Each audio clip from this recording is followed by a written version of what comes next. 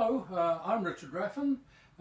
In this video you're going to see me make this little natural age bowl out of a piece of maple, and it used to sit in a bit of wood which was here. In fact, this is where the bowl sat in the log.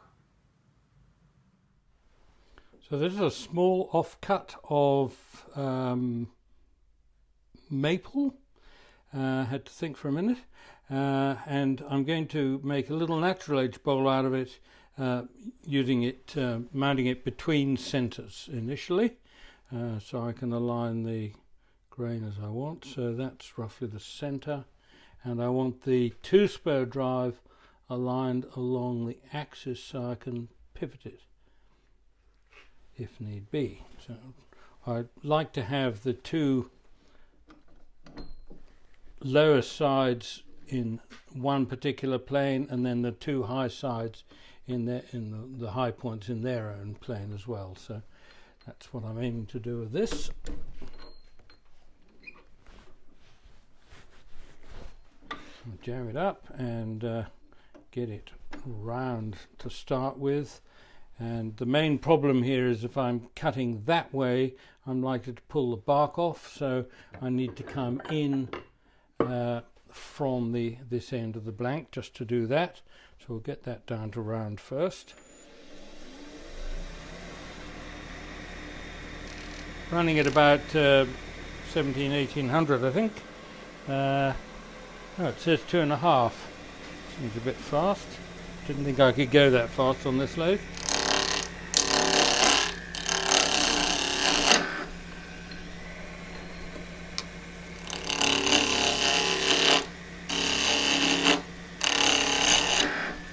Right, having it slip a couple of times.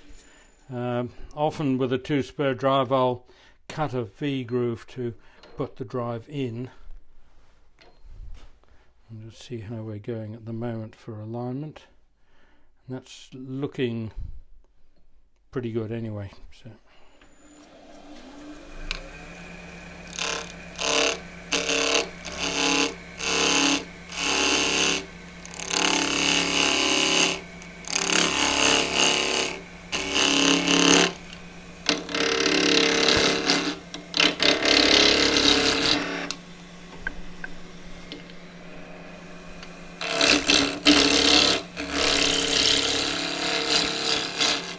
Next thing I want is a foot, something which I can grip.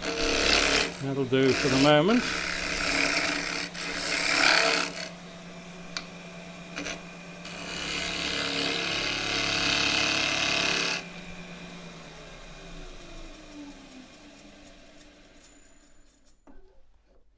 Quite a way to go there. Well, it could have been a bit further over, but never mind.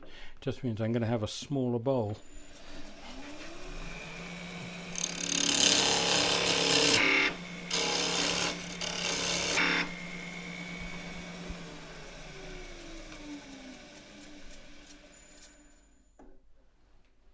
Oh, much smaller bowl.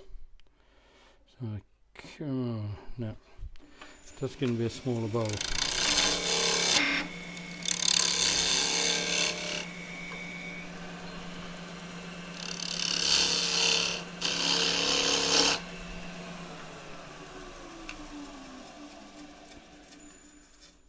So I need to get rid of the flat, which I have.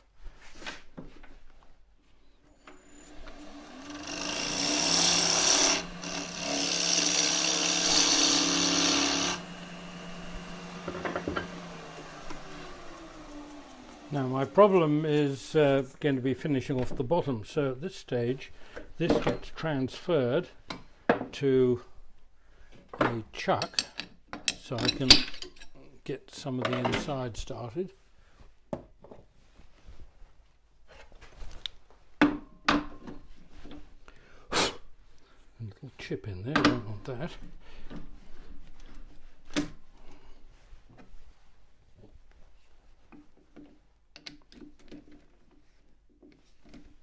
Right, so that will just fit in. There's enough of a corner at the top of the foot that that'll go in square. I don't need to do much here, I just need to get an opening into which I can expand some jaws. And I will use a 1/2 inch square end scraper for this, and I'm trying to keep out of the way of the camera. Should be okay here. So I'm just going straight in. I just need a little recess.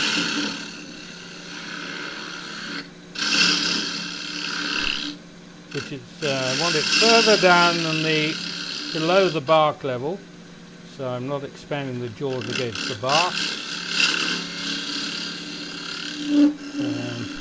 Those look like clean shavings coming off.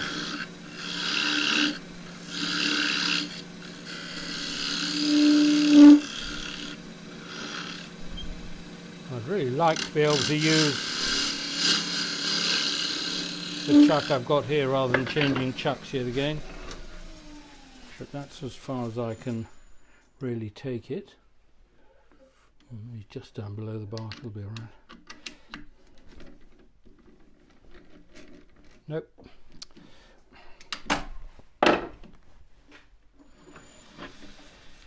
It's why it's so useful to have a number of chucks with different jaws on. And I used to think you could never have too many chucks, but I levelled out in my kind of heyday at about 18. Well, I do know somebody with over 50. Right, so now I can get at the whole of the outside.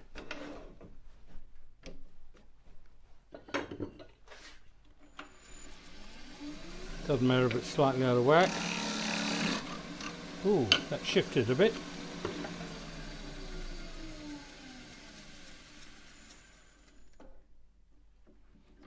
Why? Why? It's probably because I didn't tighten it quite enough.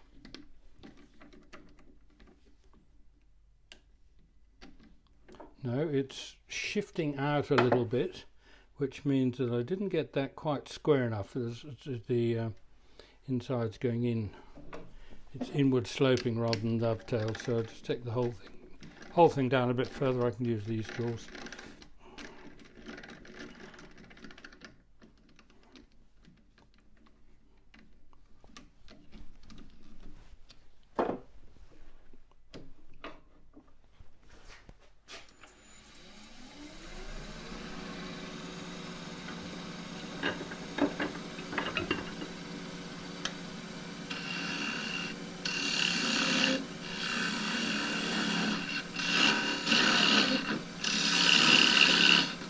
I'm going down about another 10 millimeters, 3/8 of an inch.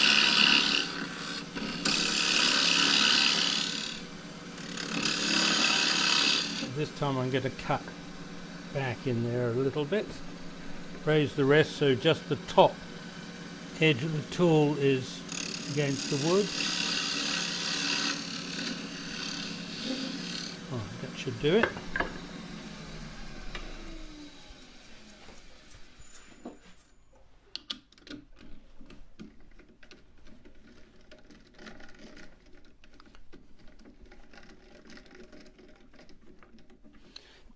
Now the advantage of a slightly deeper hole is that the top sections aren't quite aligned, so I'm just going to kick it off a slight angle. And just check the alignment while I'm at it. Right, so the top sections are in exactly the same place and the bark's pretty much in the same place as well.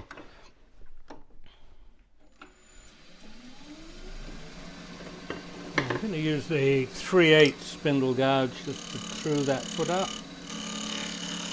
That doesn't feel quite sharp enough at the moment, so we'll come back to the 1/2 inch.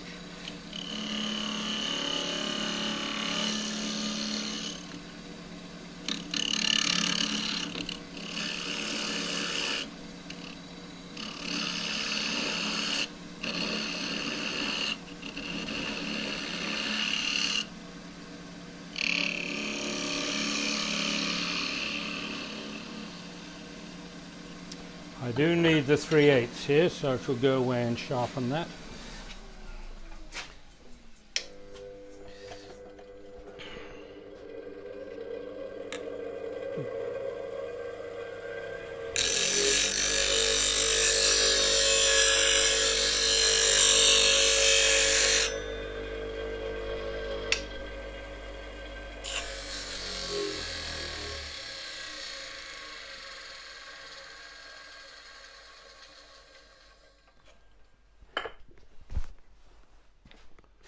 Well, the sharpening took about 4 seconds. The grinder winding up and me slowing it down took much longer.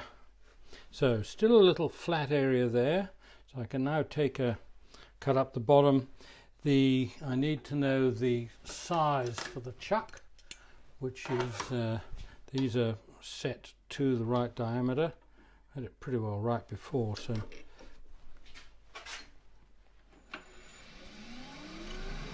I can just do this. This is going to have to, this foot's going to have to come off anyway, because this will be finished between centres. So I'll just true up that little foot. I want a little corner in there which will for the jaws to sit against, and I'm going to put. Oops, I've lost it. I want a little dot at centre so I know where centre is for when I come to. Just makes mounting it up later a bit easier. Right, now.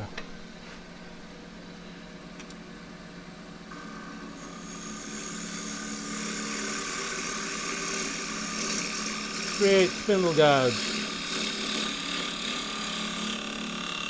And those of you wondering about why is he using a spindle gouge on facework, spindle gouges on facework are fine. What are not fine are deep fluted spindle roughing gouges. Right, a little bit more to go there.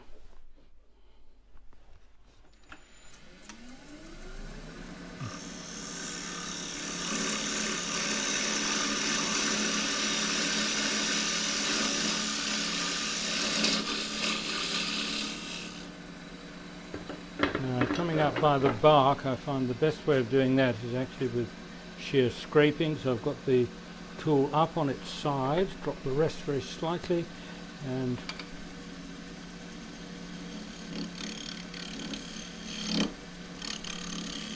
not very much edge against the timber when I'm doing this, so it's much safer than having the tool flat.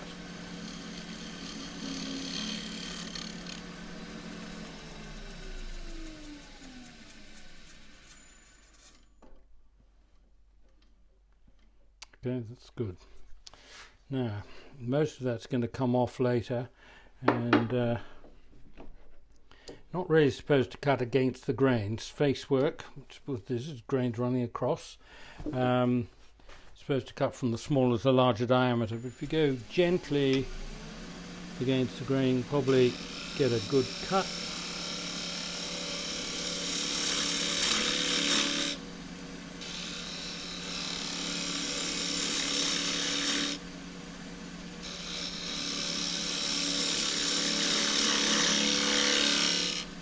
All that's going to come away later when I reverse chuck it.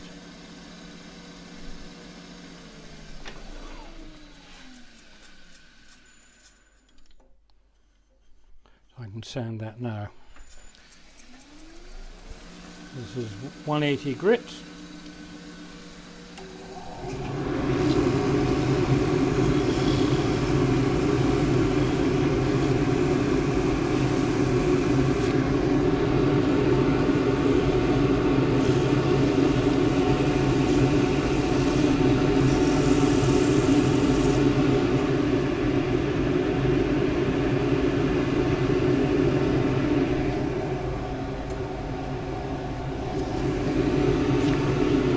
to 40 grit.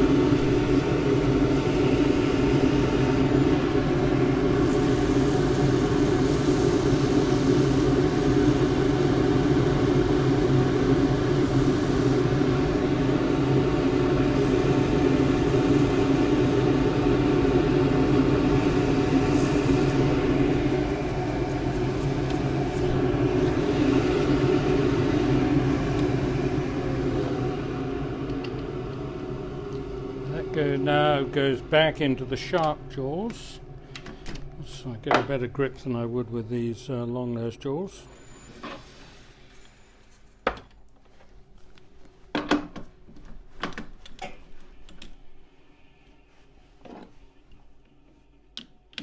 So there's that teeny little ridge there, so Then the jaws will go up to that.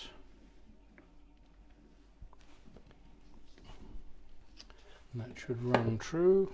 Yep. And move the camera so you can see what's happening. So this is quite small. If you're wondering, it's a fraction over 2 inches diameter, 55 millimeters.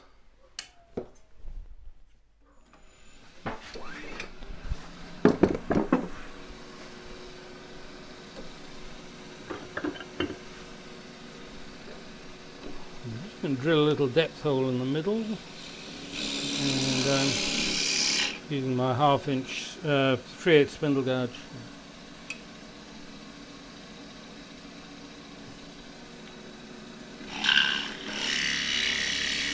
Should be about right. This is the 3/8 deep fluted bowl gouge.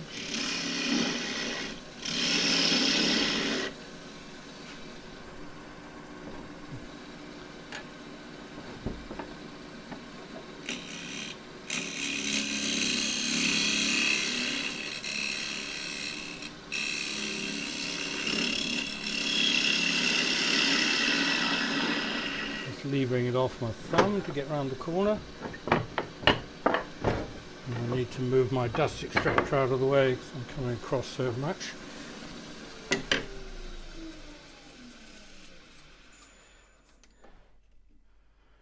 Right, so if anything, I've gone down a shade further than I need. The bottom.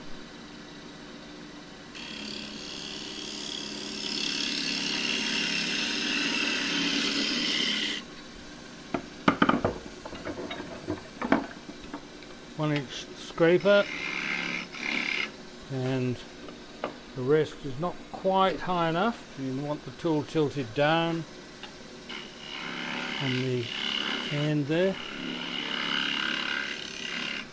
and that could sound a little bit sharper, so I'm going to hone the end. And there's a separate little video on this where you get a good side view of what was happening there.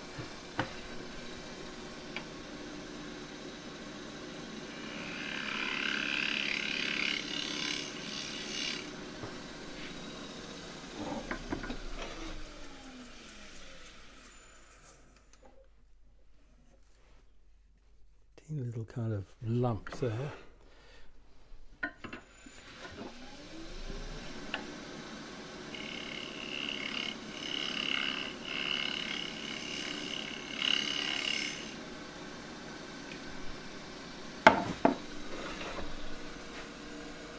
It's safer to take the rest away. Right, there's a teeny little bit of kind of torn, not torn is not quite the right word. Could be cut a wee bit cleaner right in the bottom, I think, by the sound of it. Yeah, it's just picked up in the end grain.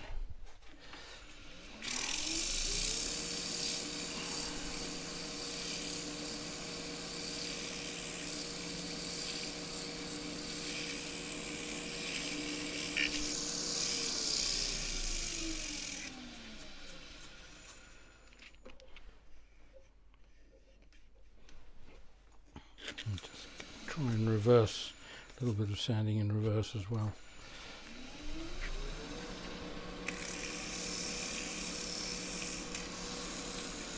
Drop the speed a little bit. The paper felt it was gripping all right. So.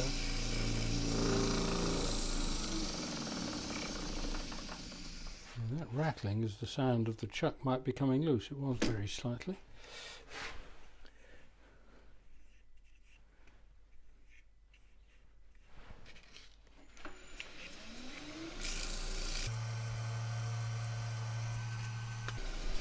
Right, there's 180 grit, the yellow.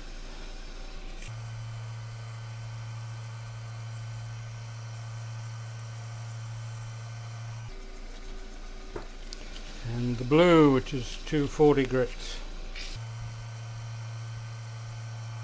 I can now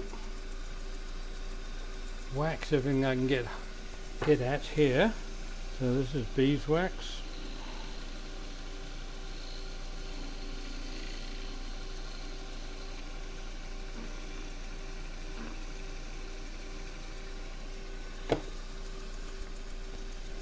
This is the sock, which has a lot of wax in it.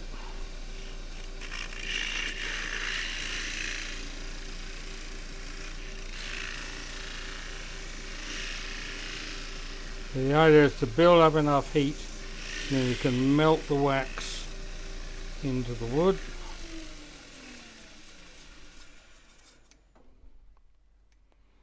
And before it all melts or solidifies in the sock, you can kind of get around the top too. Oh, looks good. And it's a little bit kind of sticky, so I've got a, will be the next generation of waxy sock. So this one's just a little novice at the moment. It's got a little bit of thin, non-drying oil on it at the moment, so that's just helps thin the inside and takes away the surplus, so that's looking good. Now I need to go from here to mount this between centres to take the bottom off, and I need a bit which is a small block which is going to fit inside. It's not going to be that one.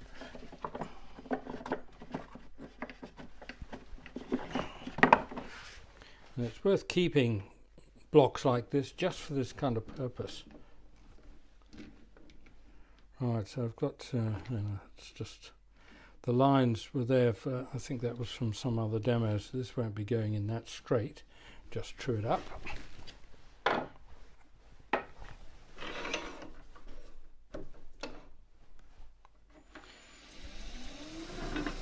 So this is end grain.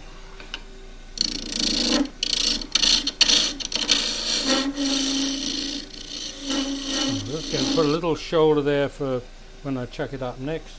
I need a dome on the end to fit that. Not so much a dome actually, just the right taper will do it. That should be fine. True up the end.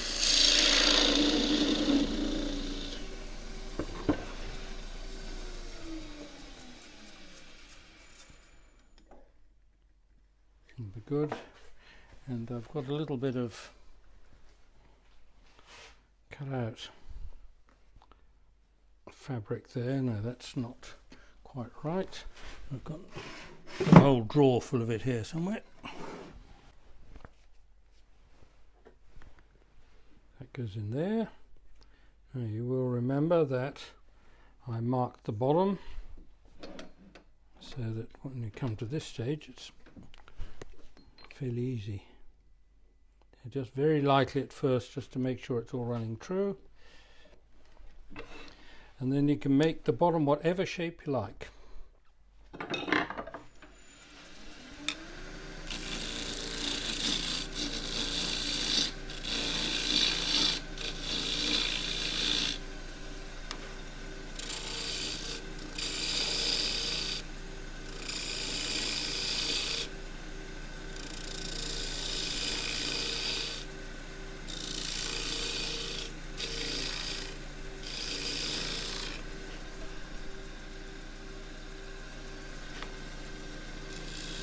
Slightly smaller.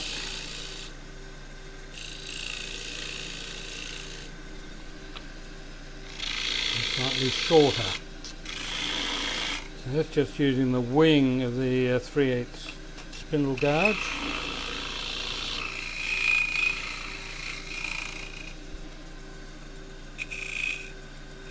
Little shear scrape on the outer lip there. Right, back to the 180 grit.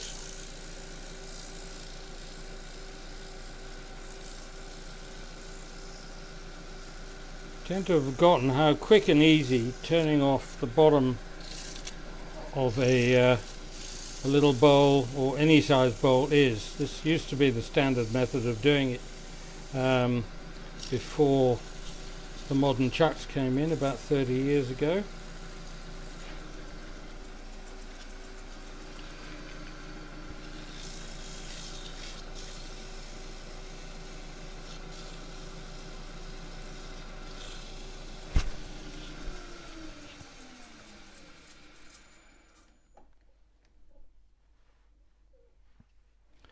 do with a little bit of sanding. There's still a little bit of kind of almost picked up grain there. Just looks a bit grubby. Oops. Just do that in reverse.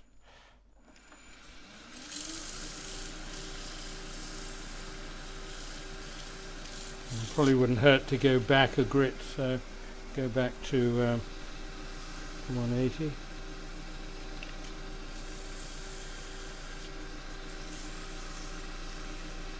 Get a fresher bit. I want to feel the wood grabbing at the abrasive to make it cut properly. That's it. Get some dust there.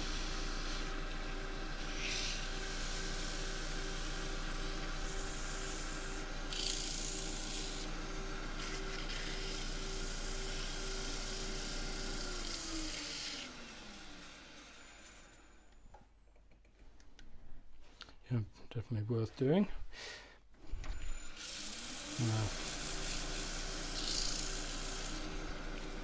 That was the 180, 240.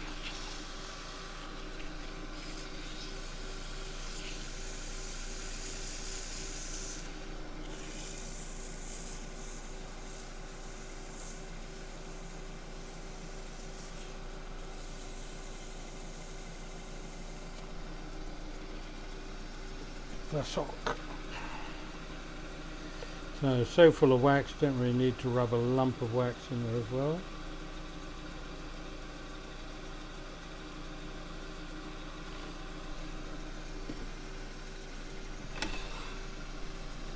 Now the last little bit, there's going to be a lump, a little nub in the middle into which the drive goes.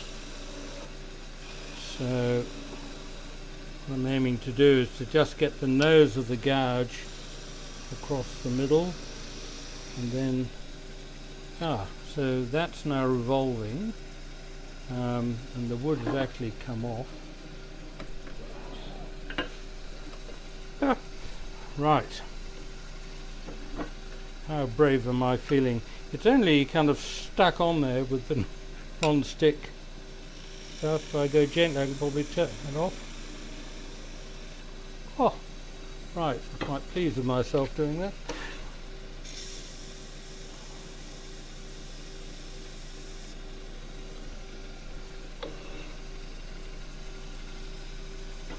And since we're feeling that confident, I'll just put a couple little grooves in the middle, just to show it's turned.